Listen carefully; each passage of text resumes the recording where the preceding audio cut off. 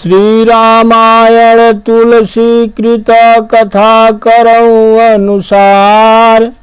आसन लीजय प्रेम से आइए पवन कुमार। सियावर रामचंद्र शंकर जो माँ। श्री हनुमान जी महाराज की जय। श्री तुलसीदास जी महाराज की जय। श्री गुरुदेव भगवान की जय। सीतापति रामचंद्र की जय। चारों भैयन की जय। चारों मैयन की जय। श्री हनुमान जी महाराज की जय। ओम नमः पार्वती पतये। हर हर महादेव।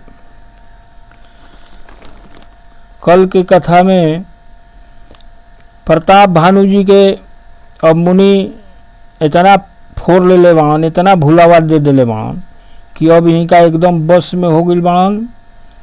अब उनका पैर पर के कह रहल बाण कि रवा साधु संत ही हमरा खातिर थोड़े कष्टे करी, बाकी हमरा घरे चली या काम करवा दी जमुना से हम अजय अमर हो जाई। जानी निरपही आपन आधीना, बोला तापस कपट प्रवीणा। सत्य कहूँ भूपति सुन तोहू, जग नाही न दुर्लभ कछु मोही। राजा को अपने अधीन जानकर वह कपटी तपस्वी बोला। का समझा रहल बा कि सुनो मैं सत्य कहता हूँ, जगत में मुझे कुछ भी दुर्लभ नहीं है। हम इतना बड़ा तपस्वी बनी कि हमरा खातिर जगह संसार में कोनो चीज दुर्लभ है ये नहीं। अवश्य काज मैं करी हूँ तोरा, मन तन बचन भगत तय मोरा। जोग जुगति तप मंत्र प्रभाऊ, फलई तब ही जब करिय दुराऊ। मैं तुम्हारा काम अवश्य करूंगा, क्योंकि मन क्रम और वचन से तुम मेरे सच्चे भक्त हो।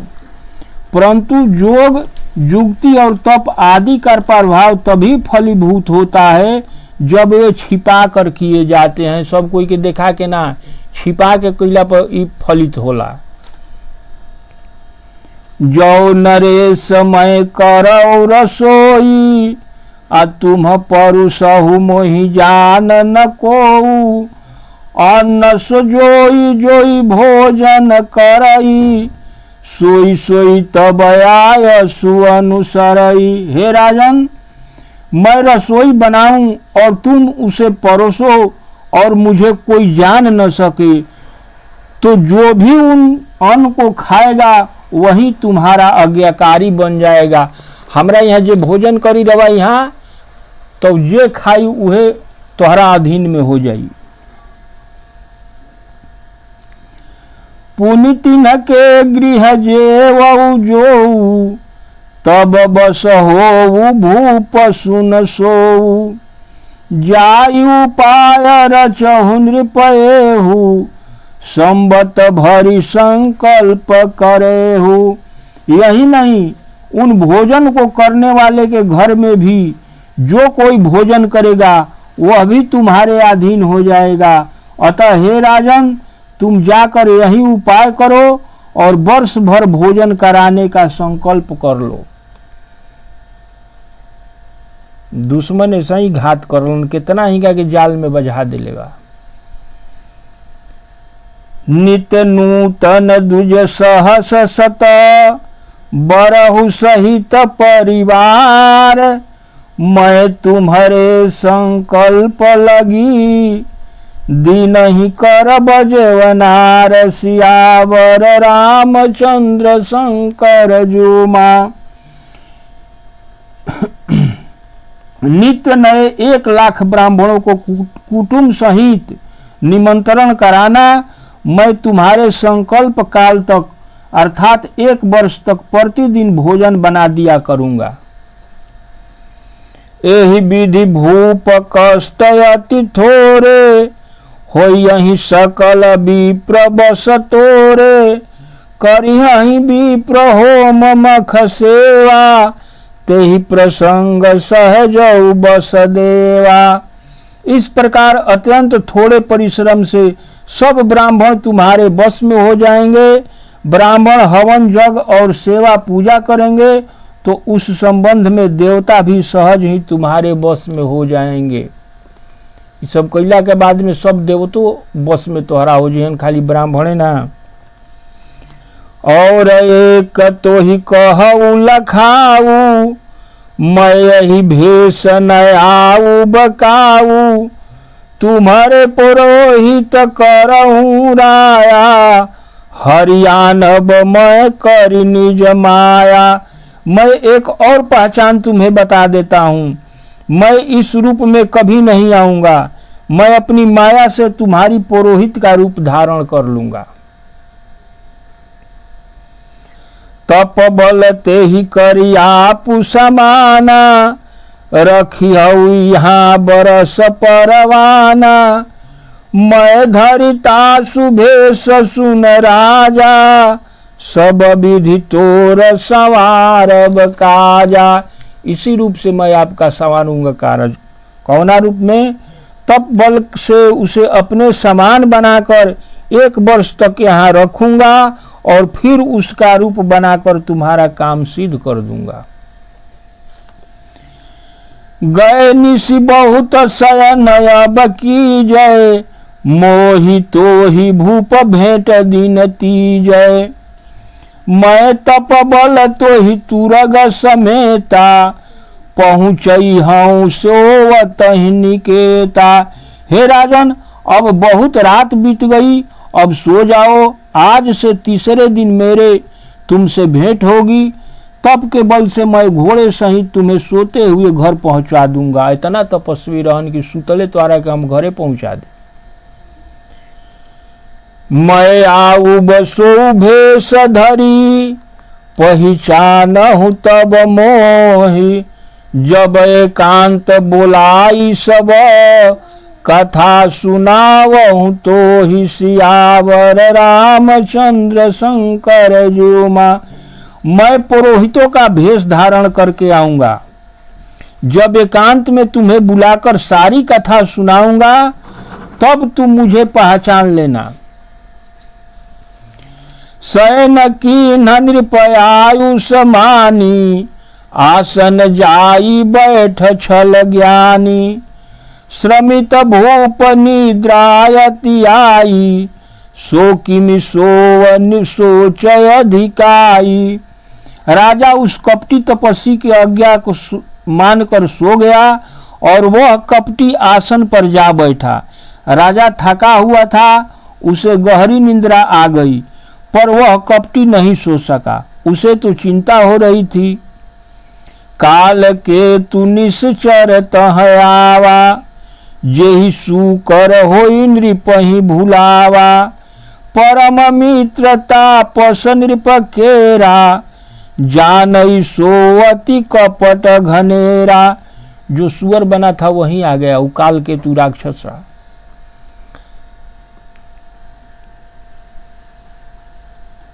वह सुअर तपस्वी राजा का मित्र था और छल कपट करना जानता था, उसके पास बहुत छल कपट था।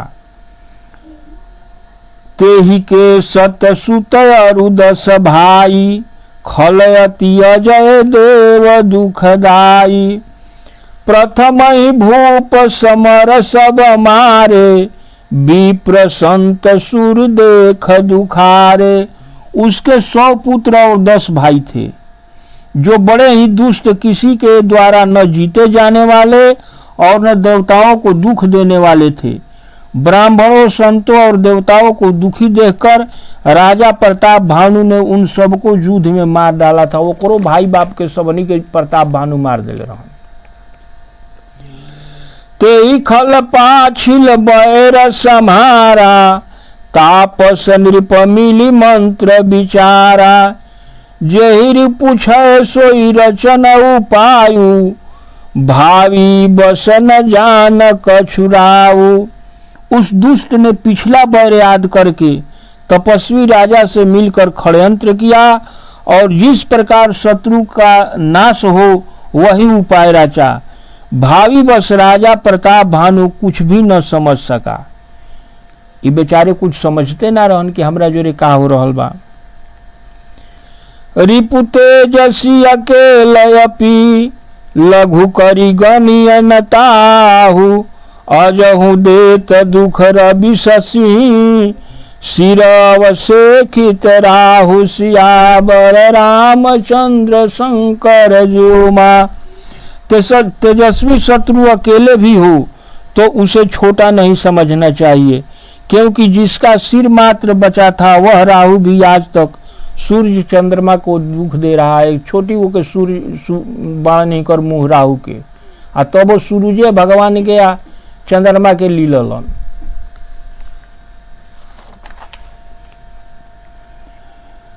तापस नृप निज सखई निहारी हरस मिलौठी भयउ दुखा सुखारी।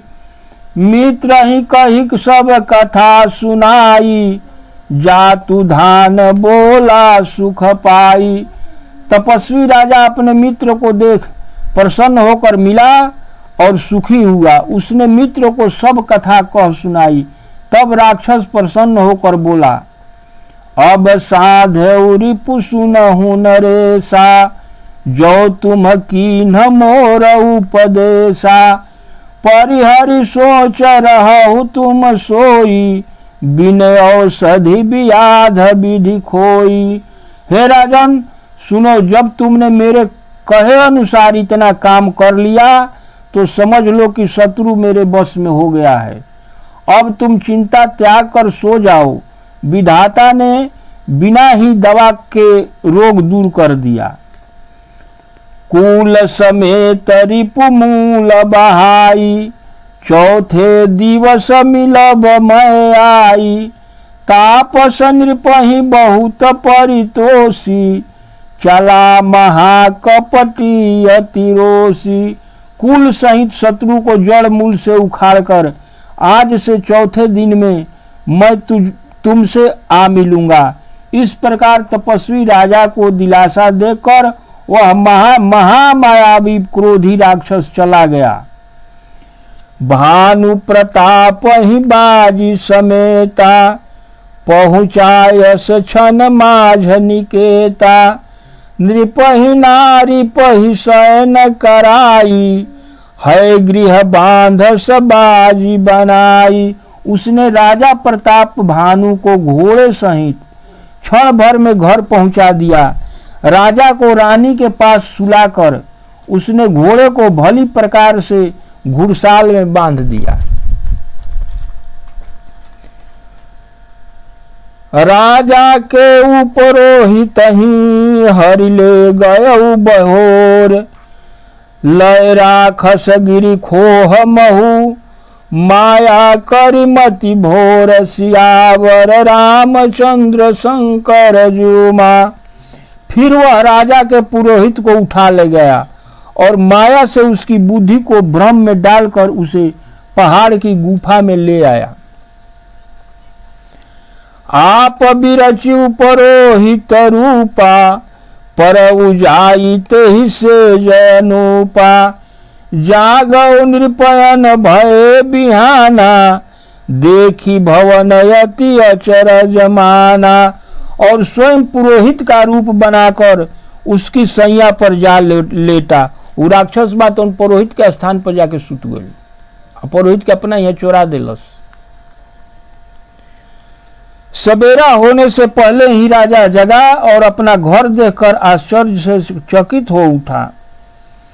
मुनि महिमा मन महु अनुमानी उठऊ गवही जेहि जानन रानी। कानन गयऊ बाजी चढ़ते ही पुर नर नारी न जानऊ के ही। वह मुनि की महिमा का अनुमान करके धीरे से उठे जिसे रानी न जान सके। फिर उसी घोड़े पर चढ़कर वन को चला गया। नगर के किसी भी स्त्री पुरुष को इसका पता नहीं लगा। गए जामजुग भूपति आवा घर घर उत्सव बाज बधावा। उपरोहित ही देख जब राजा चकित बिलोक सुमिर सोई काजा। दोपहर बीत जाने पर राजा आया। घर घर में उत्सव होने लगा और बधाएं बजने लगी। जब राजा ने पुरोहित को देखा तब वह अपने उसी कार्य का स्मरण करके आश्चर्य से उसे देखने लगा। जुग सम नृपहि गए दिन तीनी, कपटी मुनि पद रहमति लीनी। समय जानी उपरोहित आवा, नृपहि मते सब कही समुझावा। राजा के 3 दिन जुग के समान बीते। उसकी बुद्धि कपटी मुनि के चरणों में लगी रही। निश्चित समय जानकर पुरोहित बना हुआ राक्षस आया और राजा के साथ हुई गुप्त सलाह के अनुसार अपने सब विचार उसे समझा दिया। नृपहर सौ पहचान गुरु, भ्रम बस रहा न चेत।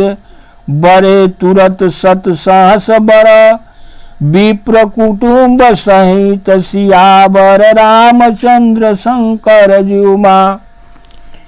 सकेत के अनुसार गुरु ने उस रूप को पहचान कर राजा प्रसन्न हुआ। भ्रम बस उसे ज्ञान नहीं रहा कि यह तापस मुनि है, यह काल केतु राक्षस है। उसने तुरंत 1 लाख उत्तम ब्राह्मण को कुटुंब सहित निमंत्रण दे दिया। उपरोहित जेवनार बनाई, छरस 4 विधि जसि श्रुत गाई।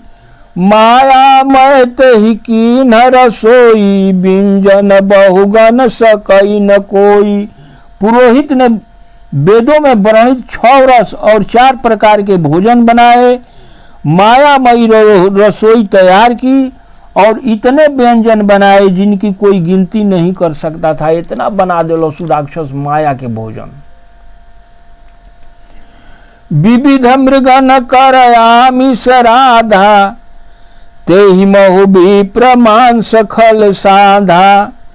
भोजन कहु सब विप्र बोलाए, पद पखारे सादर बैठाए।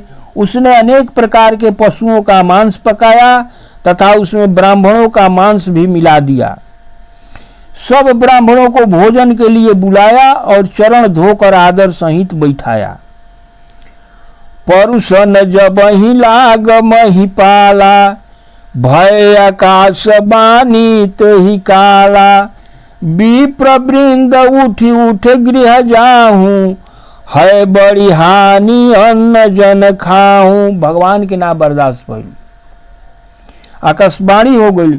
ज्यों ही राजा ब्राह्मणों के परोसने लगा उसी समय आकाशवाणी हुई, हे ब्राह्मणों अपने घर जाओ, यह अन्न मत खाओ, इसके खाने में बड़ी हानि है। भय रसोई भूसुर मांसु, सब द्विज उठे मान विश्वासु। भूप विकल मति मोह भुलानी, भावी बस नयाव मुख बानी। रसोई में ब्राह्मणों का मांस बना है, इसे सत्य मानकर सब ब्राह्मण उठ खड़े हुए। राजा व्याकुल हो गया, परंतु उसकी बुद्धि मोह से भ्रमित थी। होनहार बस उसके मुंह से एक बात भी नहीं निकली। बोले विप्र सकोप तब नहीं कछु कीन विचार। जाई निशाचर हो ही नृप, मूढ़ सहित परिवार सियावर रामचंद्र शंकर ज्योमा।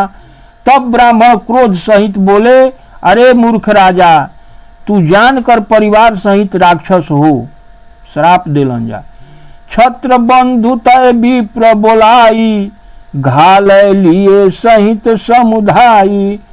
ईश्वर राखा धर्म हमारा, जय हसी तय समेत परिवारा।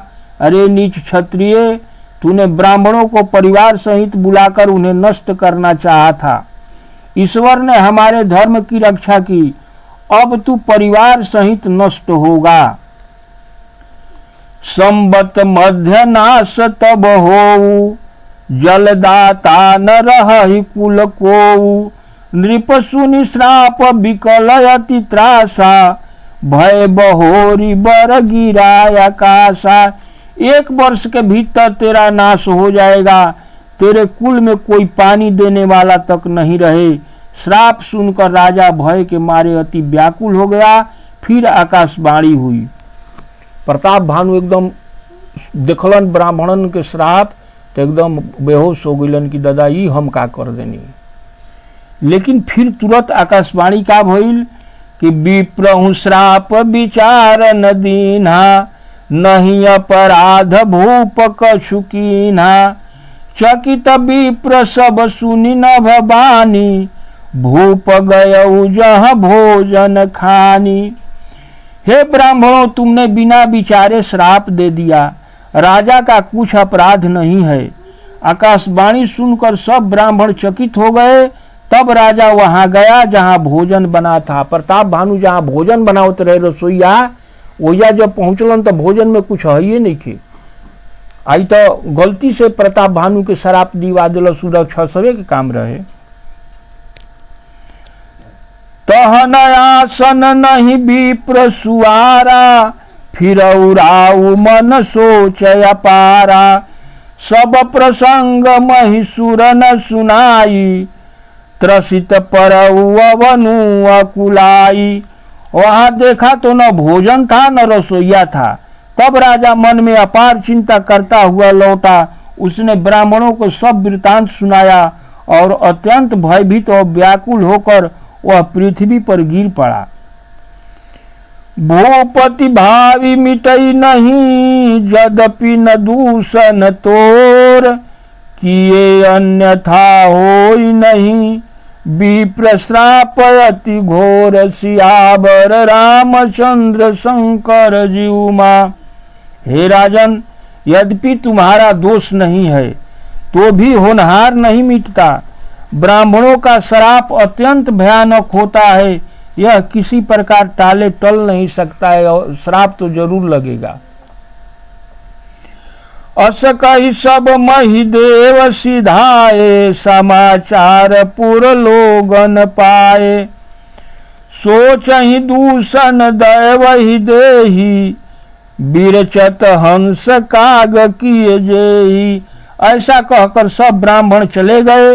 नगर वासियों ने जब यह समाचार सुना तो वे चिंता करने लगे और विधाता को दोष देने लगे, जिसने हंस बनाते बनाते कौवा बना दिया। अर्थात ऐसा राजा को देवता बनना चाहिए था, परंतु राक्षस बना दिया।